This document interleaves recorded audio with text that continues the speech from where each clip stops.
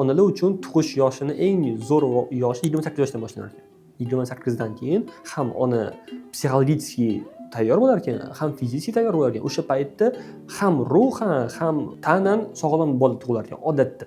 Boyagi statistikani to'g'ri aytdi. Ya'ni boshida biz 20-22 yoshda tug'ib tashlaydi ayollar, o'sha 25, 26, 27da 3-chi, 4-chi bola tug'iladi va ular ancha sifatliroq bo'ladi o'sha. Kayfli bola tug'iladi. Ya'ni biza boya siz aytdingiz, yosh uylantiramiz. Yosh uylantirish oldin, ya'ni premyer kim bo'lgan va ota qanaqa bo'lgan?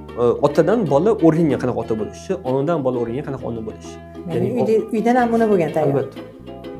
Menimcha oldin shuning uchun o'sha internetlarsiz ham ota-ona tarbiyasini bolalar osonroq qiladi. Chunki даже sizlar paytda o'nlab bolalar tug'iladi, to'g'rimi? Bitta oilada 10 kishi bor, masalan, meni o'rtog'im 9ta. 9ta. Meni onamni, xolalarimni, onamni 9ta, 7ta edi ular hamda.